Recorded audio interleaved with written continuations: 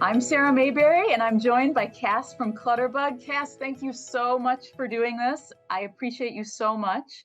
I have been a big fan of yours for so many years, and as I told you, I kind of consider this like my thesis project after all these years of studying decluttering and the effect that clutter has on us and all of that. So thank you for signing on as my thesis advisor. I appreciate it. I'm happy to be here. I'm excited. Let's do this.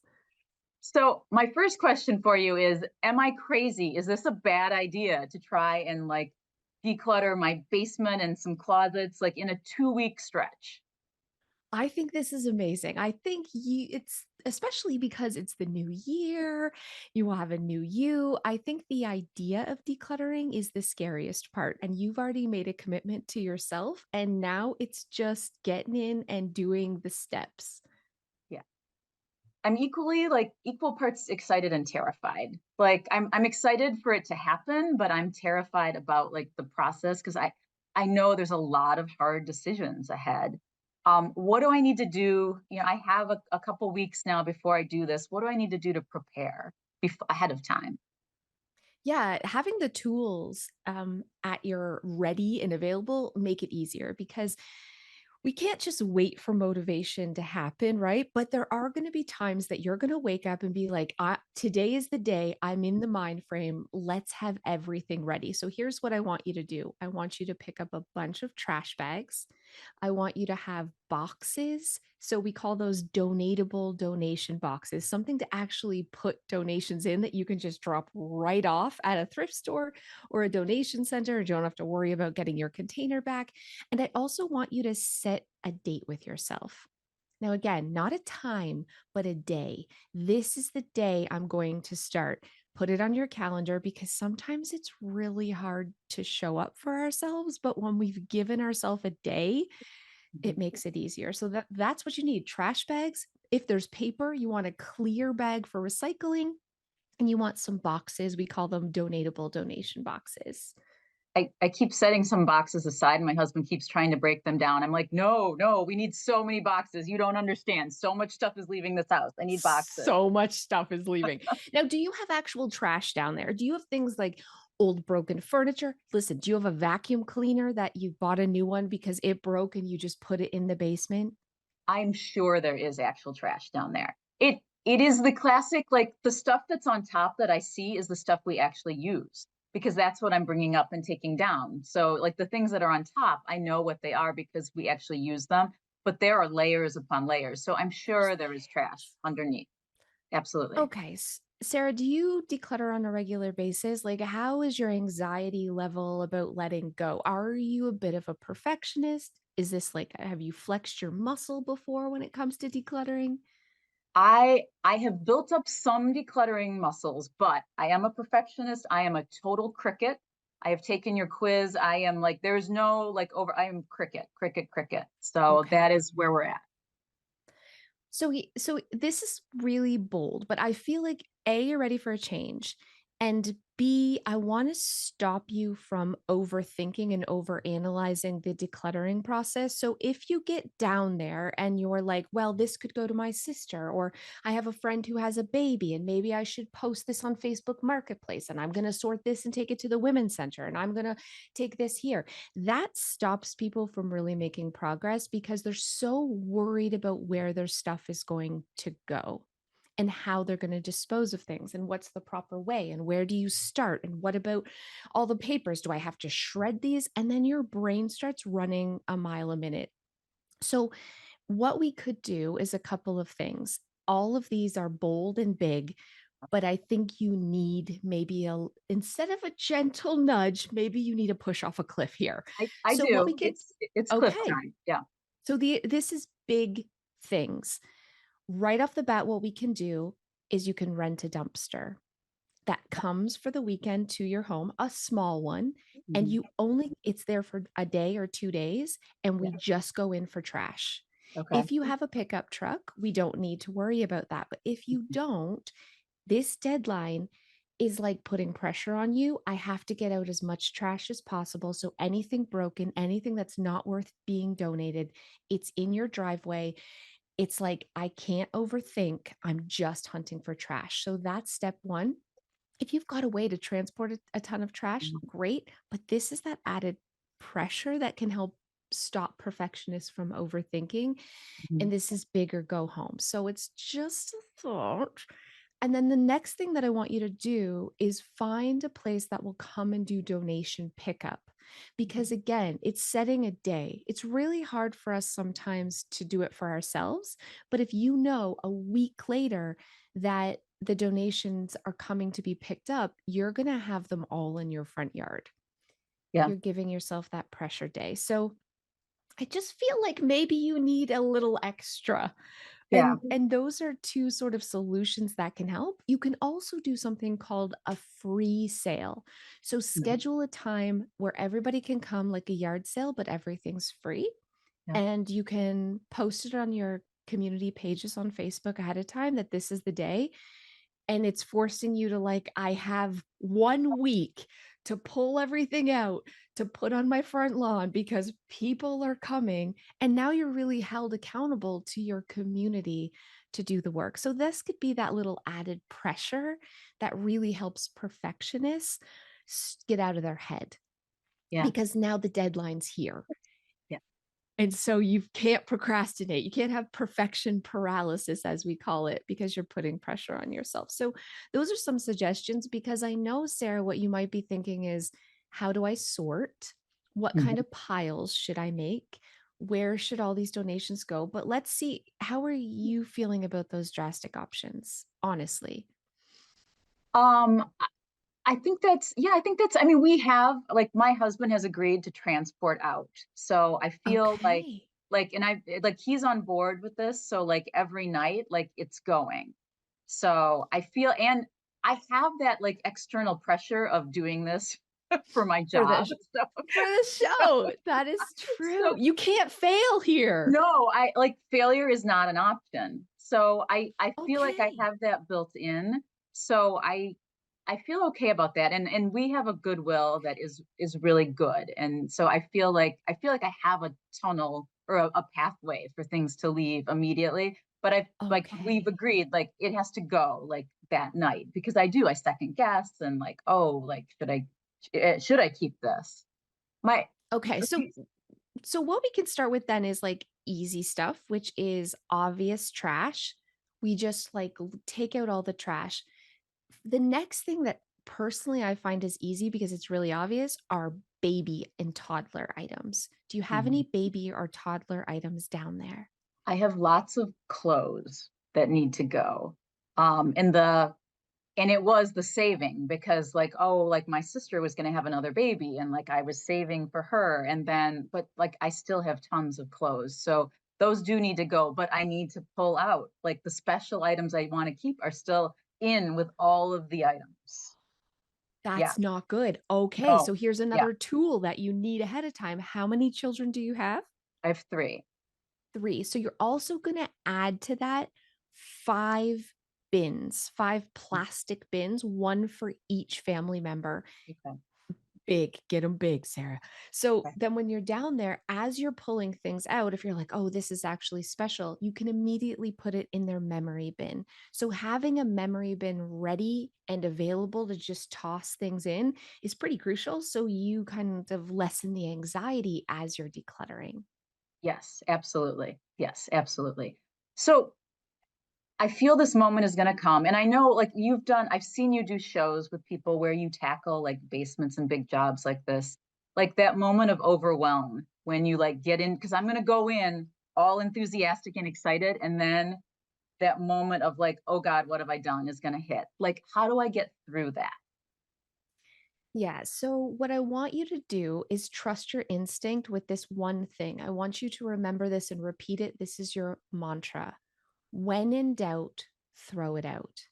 So, as you come across something, if you're like, I'm not sure, it maybe is this, no, it is not important. When you doubt whether you need to keep something or not, you don't, and that can go. You know the really special things, and that perfectionist brain is going to want to go a mile a minute and try to talk you out of what you know. So we're going with gut here. When in doubt, throw it out. That's your new mantra. Okay, I got it. When in doubt, throw it out. And Yes. it And that really does get at my goal. I mean, my goal is to have the special things like be well preserved and accessible and like able to like appreciate them because right now we can't appreciate them because they are in with all the other stuff. And that bec- gives me a lot of anxiety. yeah, if everything's buried. So your anxiety immediately is going to lessen because now you're going to have a place for the special things to go. You're going to create memory bins that are big so you don't have to worry about making tough decisions. If it's special, it goes in the bin. It's like, oh, okay, the rest of this stuff can go. That's going to make you feel a lot better. Now, do you have doom boxes at all in there? What's a doom box? A doom box is when we're cleaning or we're tidying in the past and we just kind of shove random things in boxes or bags and then put it in the garage or basement to die. Oh, yeah, because we've moved twice. So there's things from our townhouse and there's things from my parents' house when we were clearing out their house that like it was like, oh God, it's like time is running out, like shove it in a box. So yes, most definitely there are those boxes. So though I call them doom boxes because it's like, well, there might be something special in here. And our brain tells us now we have to open up these boxes and make a lot of piles, sort things out. Well, this is electricity bills, and these are this, and these are this. And this is the death of progress because you could spend 2 hours sorting one doom box. Yes, And now yes. what do you do with the piles? So here's what you're going to do because you're in go mode. You are in I'm taking back my house. This is what none of this stuff matters. You're overwhelmed. You're frazzled. You need life to be easier. You're in it to beat it. Here's the tip you're going to open that box or bag and you're going to count down from 10 while just searching for important things. You're not making piles. You're not pulling everything out. You have 10 seconds to grab the things that are special. At the end of the 10 seconds, anything that's left in the doom box is just leaving. Okay. All right. That's How gonna does be that make hard. you It's feel? like like my heart just started racing as you said. That's hard. Like that's hard. It is But necessary. Like I get it's that. Like hard and it's necessary. And here's the thing, you don't even know what's down there. You're not going to miss it when it's gone. It's only when you're in it that you start having this, well, what if I make a mistake? What if I get rid of something important? What if you haven't used anything in that basement or missed it in a long time? I promise you, there is nothing down there that is going to be like, I can't believe I let that go. So, again, trust yourself and giving yourself that 10 seconds, making sure there's not a passport in there or something really critical, maybe a really special thing. That's enough time and everything else goes. And as soon as it leaves your house, you're never going to think about it again. And here's the other thing as a perfectionist, I want to encourage you to do. If you have a box that's mixed with a bunch of stuff and you're like, well, there might be something good in there to donate. Sometimes when we're starting from a place of overwhelm, it's okay to just let it go yeah, and not worry about the perfect place to donate everything and how to properly dispose of everything. You're going to go forward and be able to really be more mindful and thoughtful in the future. But right now, you're drowning. yeah, Right now, your goal is to just get stuff out however you have the capacity to do that. And if that means things have to be thrown in the trash, that's okay. yeah.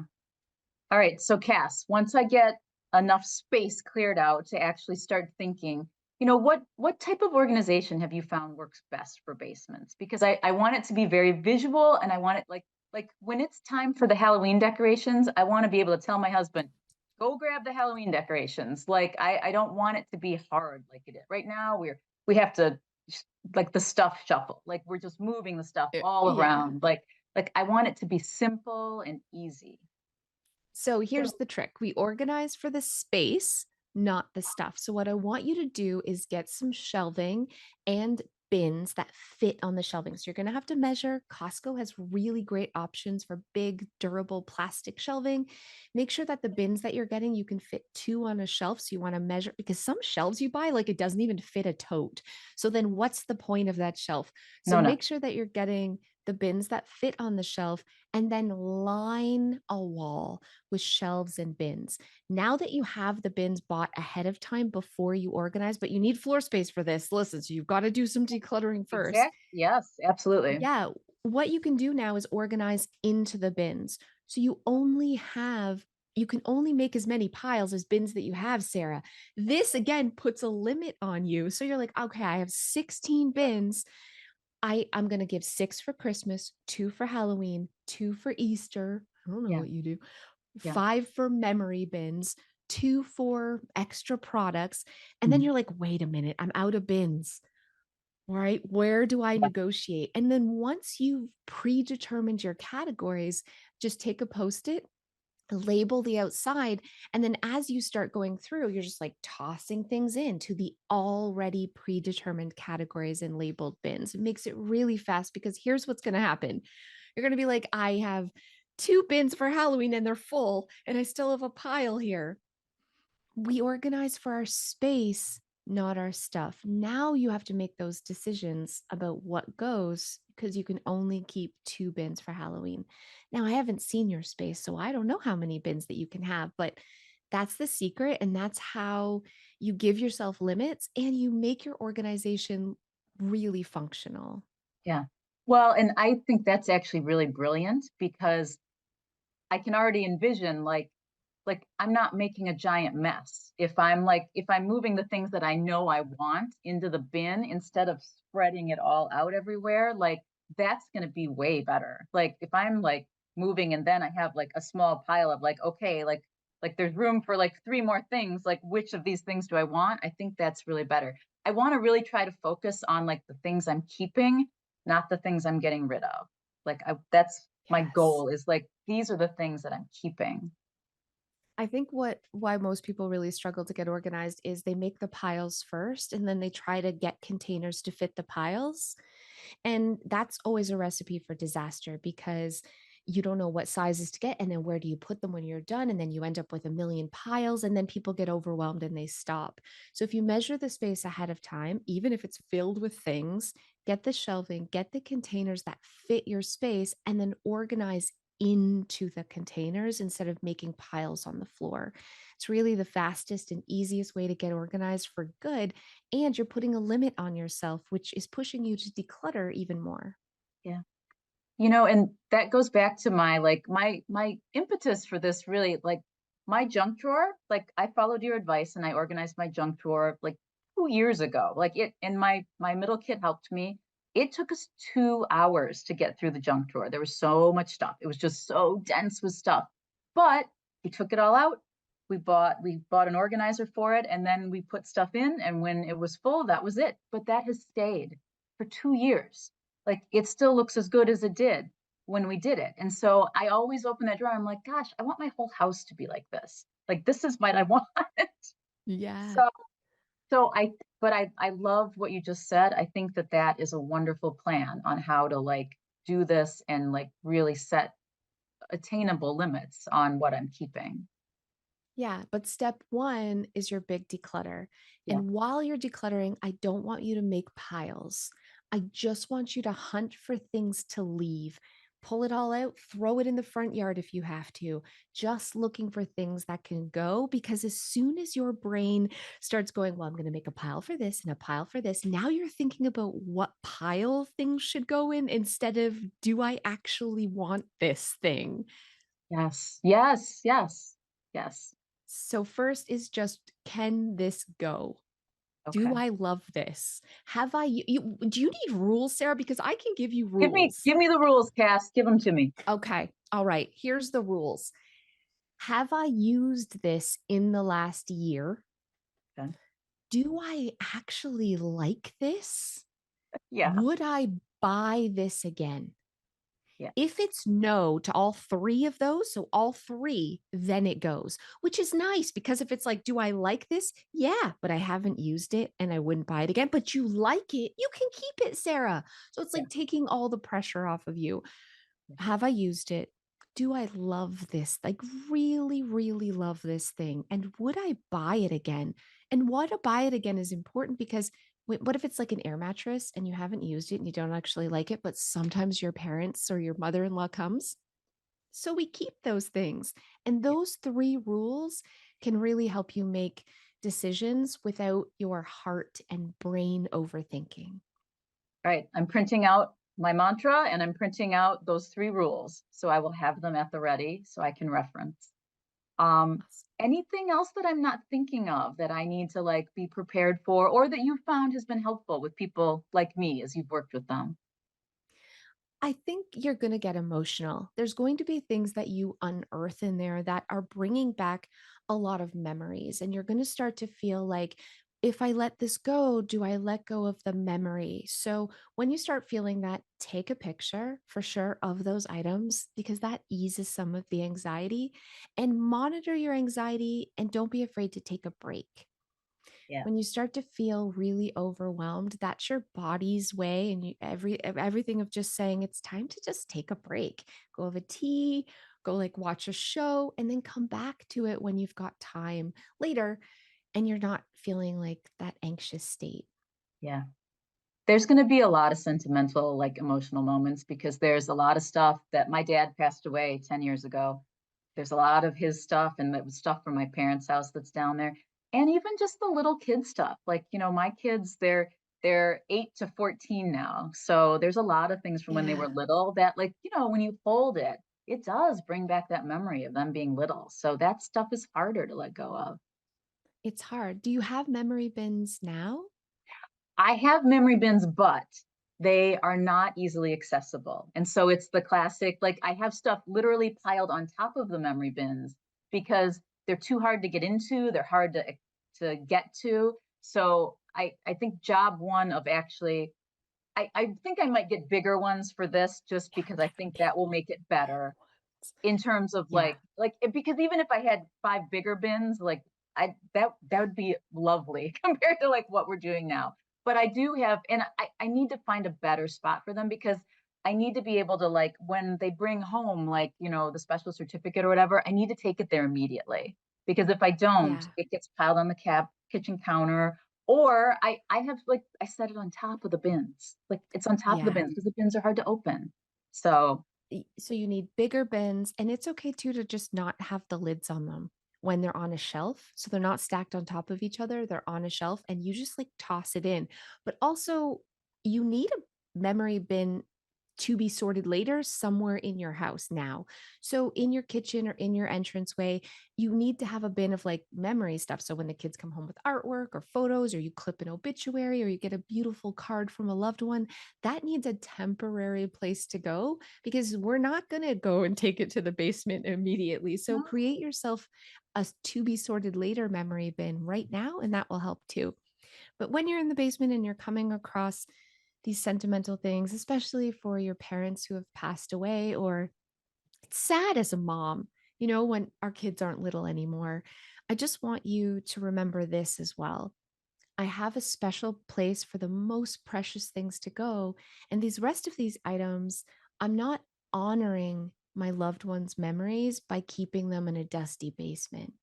I would honor my parents' memories or my grandparents' memories by passing these on to someone who would love and cherish them. That's the way that you can really be respectful of your loved ones who have passed, not just keeping it in a musty, dusty basement. Yeah, that is so true. That is so true. Well, I think you've given me wonderful advice to move forward. I have a funny question for you. So I'm not a music person, but I have decided I'm going to make a decluttering playlist just to like. I'm a sports person, so when in sports you use music to hype up the crowd. Like I'm gonna make a playlist. So do you have any favorite like decluttering songs or that are your go-to like hype up songs? You don't want to listen to the songs I listen to because I'm all like it's a little stripper size, I need to be hyped. So I'm listening to like 90s hip hop is my go-to. But yeah, Okay, I mean so we're definitely about the same age. I'm right there with you. That just, like, gets me definitely going. And I also love some Queen. I'm sorry. There's nothing more motivating than some old Queen songs like, "We are the champions." Yes, because you're the champion of your life here. You On the are list. you are taking back control, and this is about self-love and self-respect because you deserve a home that you're in control of. Amen, sister. All right. I'm excited to see this transformation. Me too. All right. I will keep you updated. Thank you so much, Cass. Everyone, please go check out Cass on YouTube. Check out her website. She is amazing, and everyone should follow you because you have been there, you've done it, and you're also hilarious. So Thank you so much. Thank you.